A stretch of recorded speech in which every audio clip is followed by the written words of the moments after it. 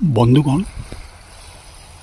বাসিরাম ব্লগের পক্ষ থেকে সমস্ত বন্ধুগণকে আমার আন্তরিক শুভেচ্ছা জানিয়ে ব্লগ শুরু করছি।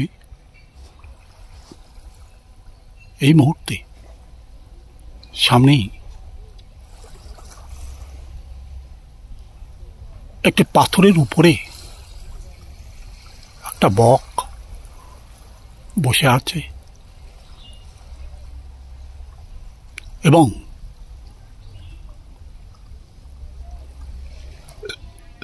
সে ঘুরে ঘুরে মাছ ধরার চেষ্টা করছে।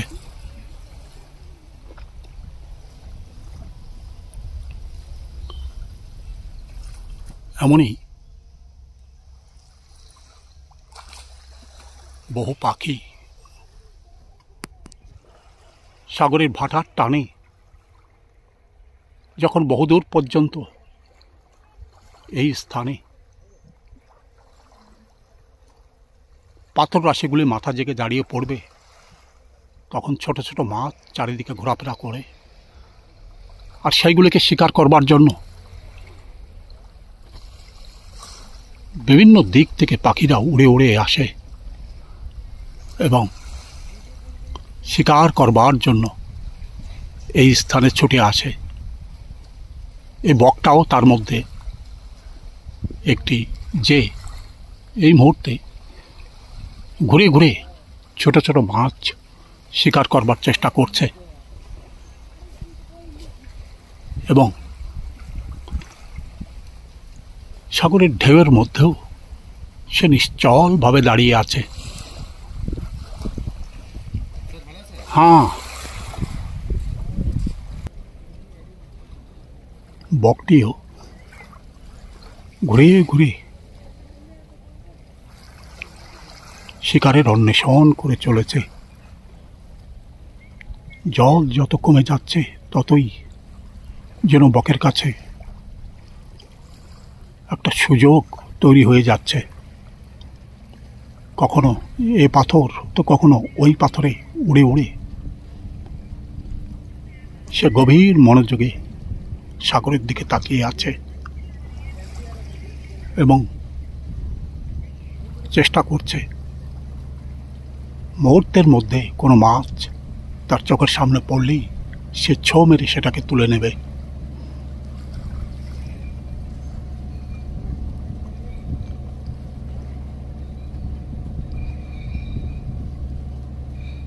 উড়ে উড়ে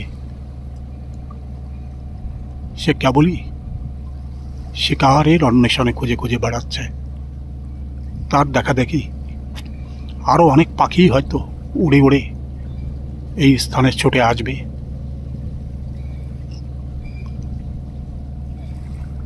শিকার করবার জন্য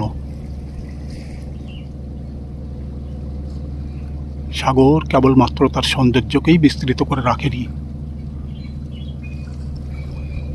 লক্ষ লক্ষ প্রাণীর খাবারের বন্দোবস্তও এই সাগর করে দিয়েছে, যার মাধ্যমে এই সমস্ত প্রাণীরা বেঁচে থাকে। প্রকৃতির এজন্য এক উদার করা সামগ্রী, যার মাধ্যমে বিভিন্ন রকম পাখি ছুটে ছুটে আসে সাগরের কিনারে, সাগরের উপরে, এবং শিকারের অন্বেষণে তারা ছুটে আসে এ প্রান্ত থেকে ও প্রান্ত পর্যন্ত।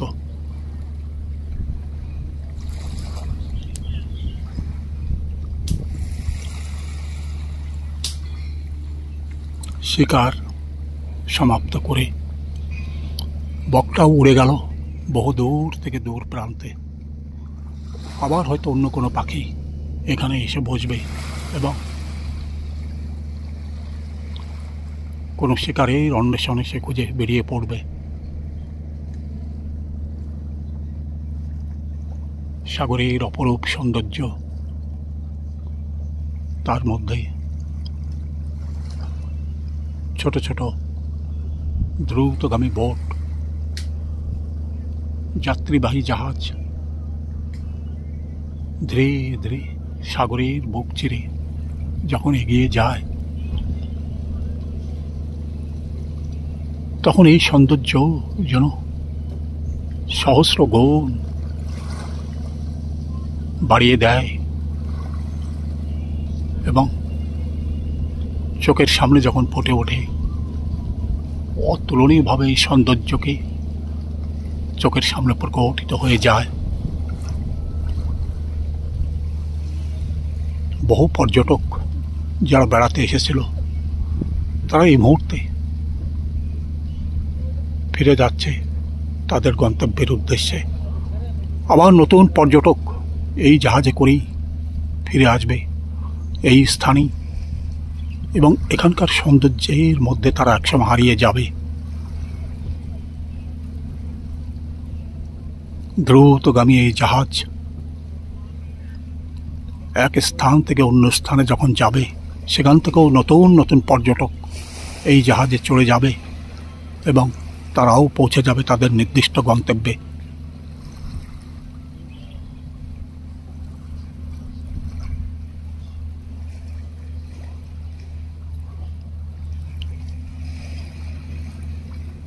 প্রায় 1 কিলোমিটার দূর থেকে এই জাহাজখানা পার হয়ে যাচ্ছে, তার শব্দ এখান থেকে শোনা যাচ্ছে।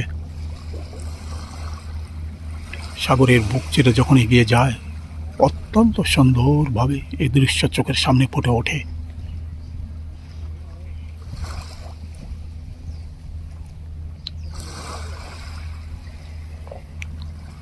মৃদুমন্দ ঢেউ সাগরের সৌন্দর্যকে লক্ষ গুণ বাড়িয়ে দেয়। সাগর কিনারের গাছপালা সাগরের সৌন্দর্যের মধ্যে যেন হারিয়ে গেছে। সেখানে পর্যটকরা বেড়াতে আসেন এবং মুহূর্তের মধ্যে সাগরের কিনারে এবং কিছুক্ষণের মধ্যে তারা সাগরের গভীরতম স্থানে পৌঁছে যায়, কখনো বা স্নান করবার উদ্দেশ্যে, কখনো বা সাঁতার কাটবার জন্য।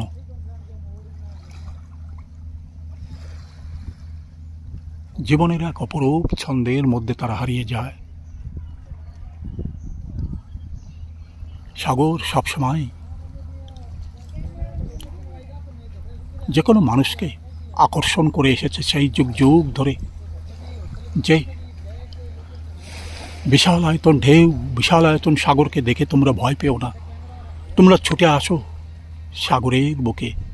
সাগর যেন সবসময় অভিনন্দন জানিয়ে চলেছে যে কোনো মানুষকে। তাই যারাই এখানে আসে সাগরের অপরূপ সৌন্দর্য, সাগর সৈকতের সৌন্দর্যের মধ্যে তারা হারিয়ে যায়। তারা কেবলই অনুভব করতে থাকে এখানকার সৌন্দর্যকে। তারা সাগরের দিকে তাকিয়ে থাকে। সাগরের মধ্যে তারা যেন হারিয়ে যায় এক গভীর আবেগের মধ্যে। বহু দূরে সাগরের মধ্য থেকে যে দ্বীপ দাঁড়িয়ে গেছে সেখানেও পড়ে আছে সৌন্দর্যের অপরূপ ভাণ্ডার। যে ভাণ্ডারের মধ্যে কত না মানুষ বেড়াবার জন্য পৌঁছে যায়, সেখানেও ঠিক এইরকমই সাগর সৈকত পড়ে আছে, যেখানে লোক বসতি হয়তো নেই, কিন্তু ওই দ্বীপের অপরূপ সৌন্দর্যের মধ্যে মানুষ ছুটে ছুটে যায় সেখানকার নতুন নতুন সৌন্দর্যকে অবলোকন করবার জন্য। সেখানে টলটলে জল, মিষ্টি জলের ঝর্ণা, ম্যানগ্রোভের অরণ্য সব কিছুই পড়ে আছে। দ্বীপে জঙ্গলি শুয়োর, হরিণ এবং অন্যান্য প্রাণীরা নির্বিঘ্নে বসবাস করে চলেছে। কখনো বা শিকারীরা তাদেরকে শিকার করে নিয়ে আসে এবং এক দ্বীপ থেকে অন্য দ্বীপে সহজে এই সমস্ত প্রাণীরা সাগর পার হয়ে আসতে পারে না। তাই ওই সমস্ত দ্বীপেই তারা নির্বিঘ্নে বসবাস করে চলেছে। কোনো কোনো শিকারী হয়তো কখনো কখনো তাদের বিরক্ত করে, কিন্তু তবুও তারা নির্বিঘ্নেই ওই সমস্ত দ্বীপে সেই যুগ যুগ ধরে বসবাস করে আসছে।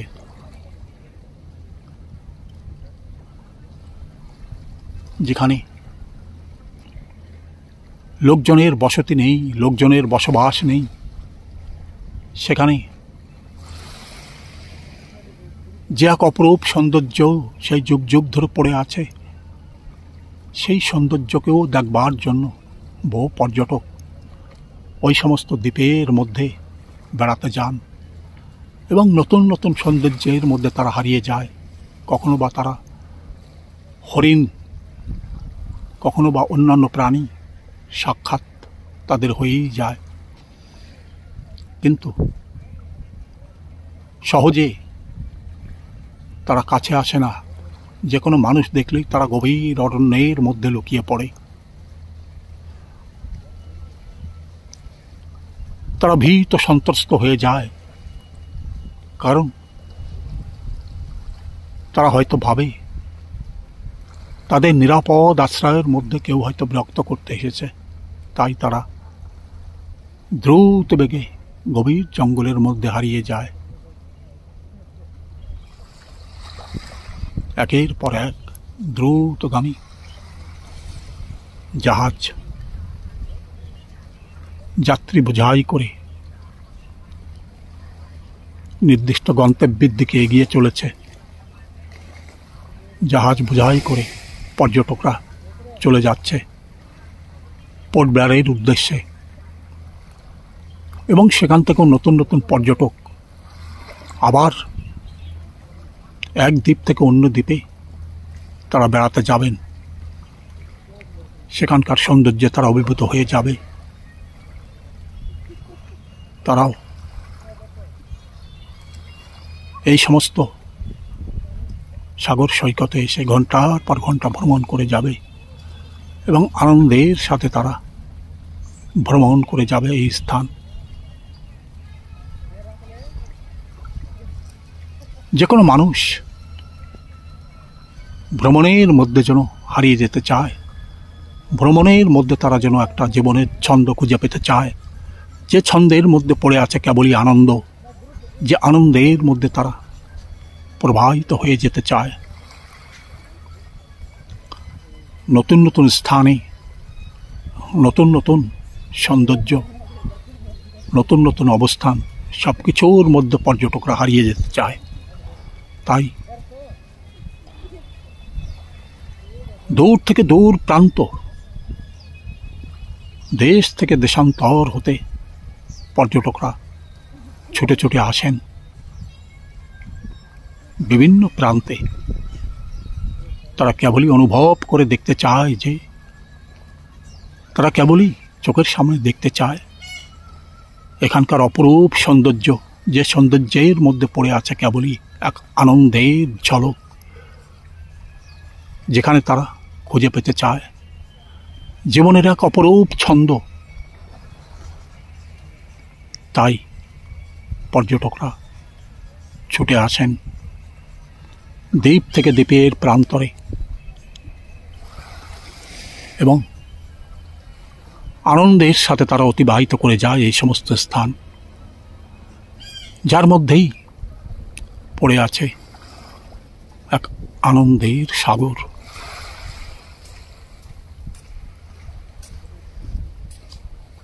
বিশাল এই সাগরের মধ্যে যেমন তার সৌন্দর্য ছড়িয়ে রেখেছে, ভ্রমণের মধ্যেও যেন মানুষ খুঁজে পেতে চায় এক মহানন্দ, যে আনন্দের মধ্যে তারা মনে হয় যেন চিরন্তনভাবে হারিয়ে যায় এবং আনন্দের সাগরে কয়েকদিন তারা যেন এক উত্তুঙ্গ চূড়ায় পৌঁছে যায়। তারপরেই তারা আনন্দের সাথে তারা এখান থেকে তাদের নির্দিষ্ট গন্তব্যে প্রস্থান করে। যাবার সময় তারা নিয়ে যায় এখানকার স্মৃতি ক্যামেরা বন্দি করে, এবং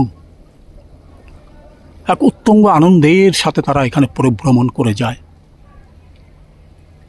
শ্রদ্ধেয় দর্শক মণ্ডলী, এতক্ষণ আপনি ভিডিও কেমন দেখলেন দয়া করে কমেন্টস বক্সে লিখে জানাবেন। আপনার কমেন্টস আগামী ভিডিও বানাতে সাহায্য করবে। ভিডিওতে যদি আপনি নতুন হন দয়া করে একটা সাবস্ক্রাইব করবেন।